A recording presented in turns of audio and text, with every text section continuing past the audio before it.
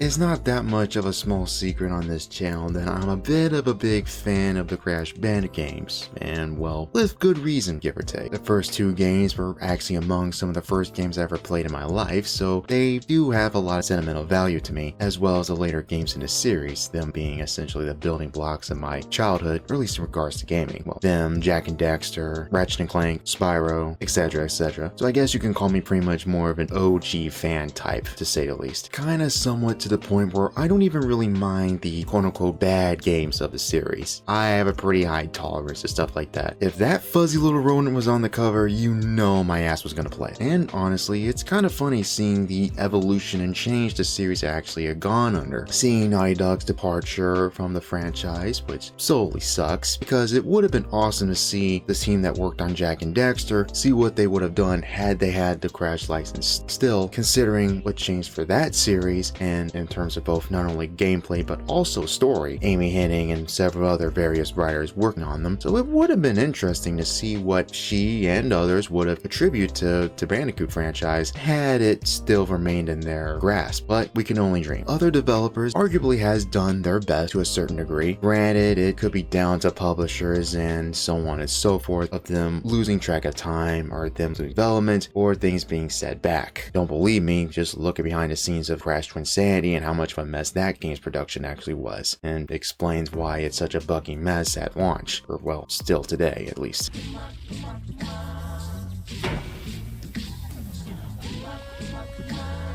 Come now, as we explore a new dimension!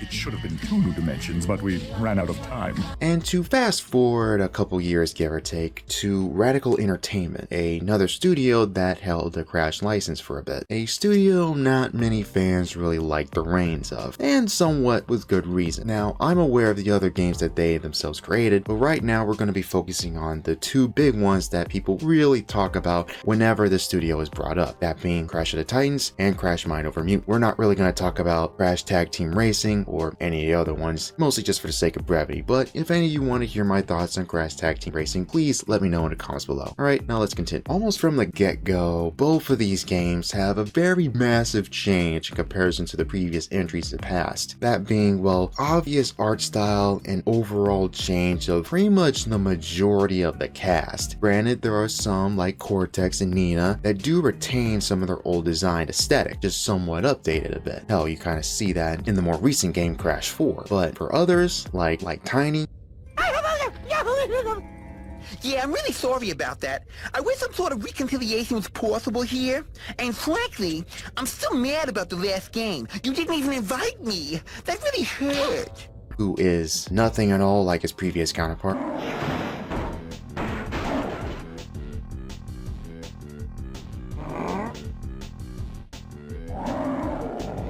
So it is, and it's also kind of weird seeing them make Tiny into basically Tiger version of Mike Tyson. Crash, I really am cross with you. I'm just trying to do my job, and you go and cause all this chaos. I'm sorry, but I'm gonna have to eat your face. I'll eat your face, I'll eat your children, and pray to Allah. The same can also go with Crunch Bandicoot, who is Mr. T for some reason. And yes, I'm aware he was like this in CTTR, but it's still weird as hell in this game. Mika, sucker! What? You don't even got a body! Hi, everybody! What the fudge happened out here? Give me a hug! Ew, you smell like bacon? Little kids doing drugs, it turns my stomach. That stuff hurts. It stops you from living up to your potential. It holds you back. It hurts the user. It hurts his family. And it hurts his friends. I just want to shake some sense into you kids that are using drugs and thinking about using it. So remember, don't, or else.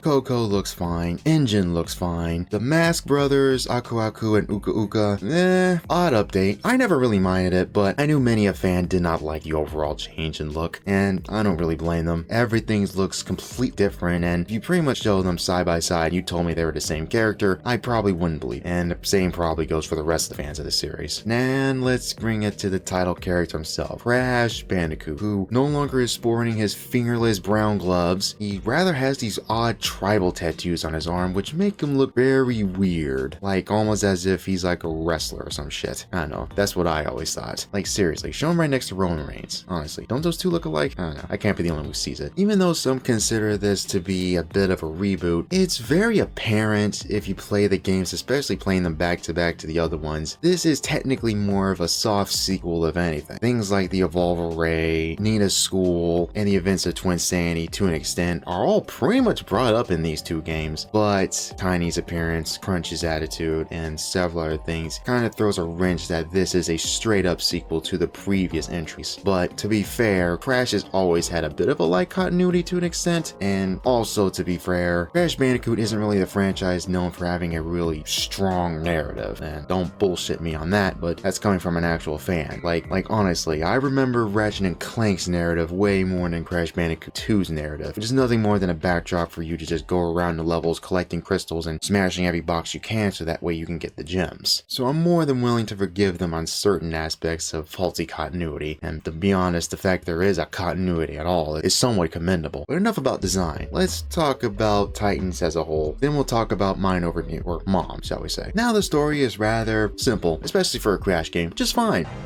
Listen up, Crash Bandicoot is a bitch-ass motherfucker. He pissed on my fucking wife. That's right, he took his Bandicoot fucking furry dick out, and he pissed on my fucking wife. And he said his dick was this big, and I said, that's disgusting.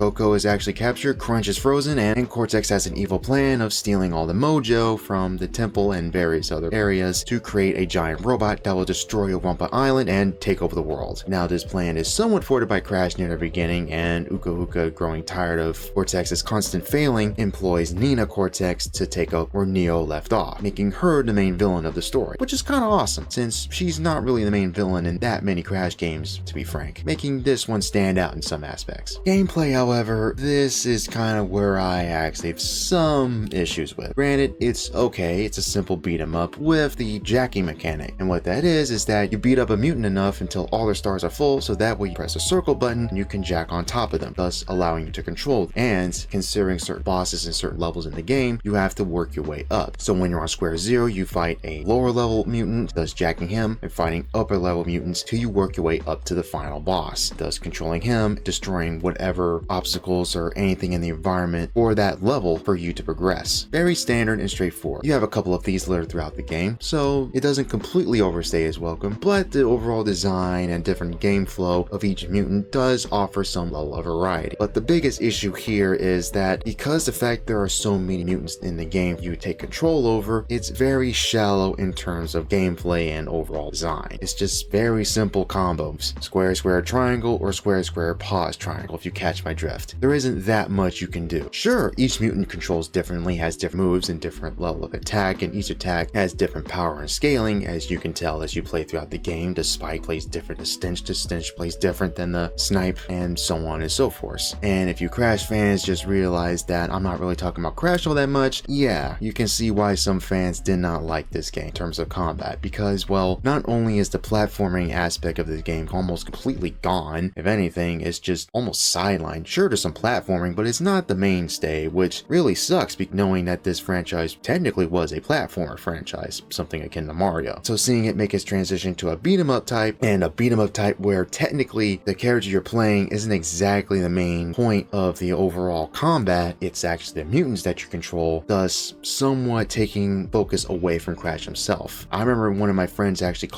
jokingly calling this game Mutant of the Titans, because, well, Crash technically isn't really a main character in this, or at least in terms of combat. But that does not mean you don't really do anything as Crash in the game at all. You use Aku Aku as a skateboard on some pretty fun levels, honestly, accompanied by some pretty kick-ass music, as well as the occasional time where you will fight very low-level minions, whether that will be the Ratitians,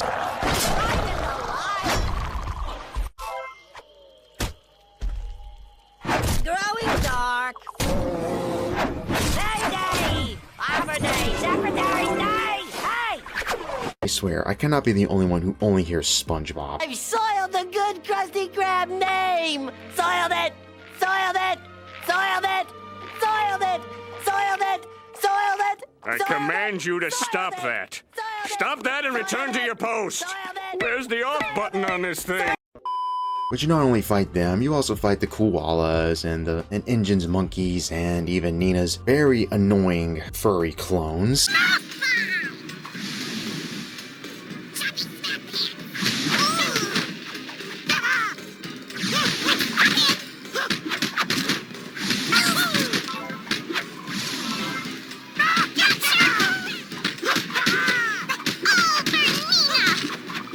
So yeah, there is some level of the game where Crash does actually matter. It sucks that most of the time you're kind of forced into playing the game a certain way. You go up against a high level enemy, or even a boss for that matter, you have to use the jack mechanic. And circle back to a point, the score is actually well done. I will actually go as far to put it in my personal top 5 Crash Bandicoot soundtracks. It honestly has worked its way up there. A lot of the tracks genuinely do feel like they fit within the franchise. Honestly, somewhat more so than Twinsanity, which, as much as I love its soundtrack by Spiral Mouth, the acapella sound mostly fits within that game only, Frank. Sure, they're in CTTR, but whenever I hear their tracks, I always think of Twinsanity and how that game somewhat tries to be the outlier of the overall franchise, to be honest. And whether or not you want me to talk about that, again, comment down below and let me know if you actually want me to talk about it or not. Another thing to note, voice work is actually pretty done, albeit it is weird hearing Tom Kenny and Debbie Derryberry, and yes, that Debbie Derryberry, and pretty much using the exact same voice.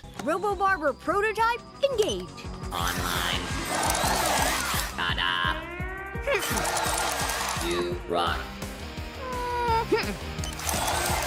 You go, girl. Your brother's close, but he's oh so far, Blondie. The Doominator's finished. What are you telling me for? You made me finish it. Which, honestly, when I first played this many years ago, which threw me off exponentially, to say the least, just hearing that voice coming out of Coco's mouth. Another thing, Crash no longer being mute in this, but rather, what's a PG way of saying this? Very special, shall we say. And save your sister. Honestly, I have no idea whose thought it was to make Crash, well, have a massive speech impediment, but yeah, it's weird. Sure, this, again, started in CTTR, but it's even more apparent in this game than it was in that. And of course, last but not least, John DiMaggio as Uka Uka is actually pretty solid, and another cartoon childhood icon, Greg Eagles as Aku Aku, also does a pretty solid job, even though, like Debbie, all I hear is Grim from Grim Adventures from Billy and Mandy. Look at me, I'm a kitty cat. I wear a bowl of peanuts for a hat. If I eat them all, I will get fat. Blah, blah, blah, I'm a kitty cat. So you little insects actually made it. Well, I've prepared a little treat for you. No, probably not food, Crash.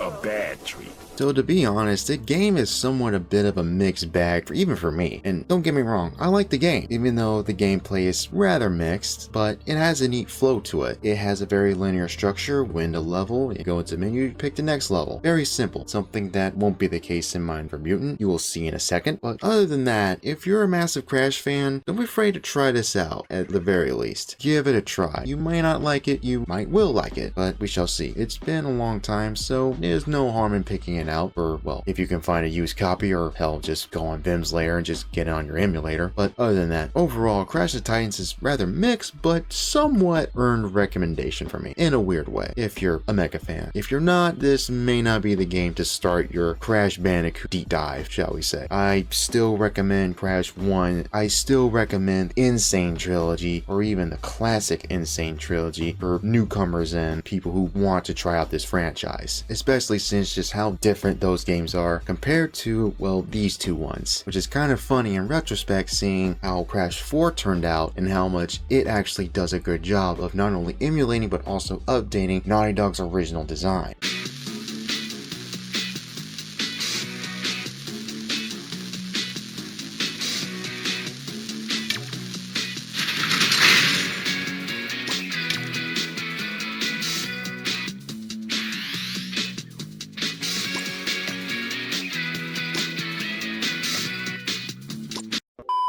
Now, let's dive into Mind Over Mutant, which, yeah, it is a nosedive in quality, which is kind of saying something. Now, even though Titans was a bit of a mixed bag, there was a bit of a structure to it. It was linear, but it works. It has a simple straight through line. Now here, Mind Over Mutant, that's not the case. Instead, what we have is a semi-open world, connected to different pathways into different areas. Kind of similar to that of, well, compared to like other open world or semi-open world games in this particular genre. But sadly, unlike those, it seems the good majority of this game, once you reach a point, is nothing but backtracking, which really sucks because the map in this game is simply ass. So yeah, already a good chunk of this game is even more of a chore than it was in the previous. Already a few steps backwards. I can understand what RE was actually trying out for this, but honestly, a simple linear structure would have fared better. So the story here is also pretty basic, but arguably due to presentation, in a way is a lot more fun. Now let me explain. Now this story is kind of simple take over the world plot. Nina's no longer in the picture. This time it's Cortex joined by his partner crime and rival Nitrous Brio, aka Inbrio, who was in the first game, funny enough. No doubt you all remember me as the creator of the Evolvo Ray. That was him? I thought Cortex did that. Of course it was me. I invented the Evolvo Ray and mutagenetic techniques still used by that treacherous Cortex today. I was in the first game! Whose goal is to basically make envies, which are these devices that will actually be put on different mutants and the like on Wampa Island and elsewhere, giving them full control, thus creating an army that will take over the world. And it's up to Crash and Akuraku to stop them. See, basic run-of-the-mill stuff. But remember how I said presentation? Each cutscene has a different art style, and in a weird way, kind of fits in its own way. Now, this is more of a suggestive thing. I know this at all does not vibe with many people within the Crash community, simply because I've seen a lot of more mixed reactions to it. Many that detract from it and do not like it have stated that because the fact that there's not a singular art style within the cutscenes, things feel rather disjointed and almost like they were rushed to an extent, which is, well, somewhat the case, but somewhat not. Each cutscene 2D art style somewhat adds a bit of a charm to not only each section, but to each point of the game. One section is a puppet show, while the other is a callback to old school Hanna-Barbera cartoons, while another one is Flown down South Buck and meet some friends, man. What the? Why is everyone Canadian? Listen up, Grimleys. Crash Bandicoot is on his way. No games, no foolishness. Find him and destroy him. Destroy him, for real. No death traps that take 10 hours.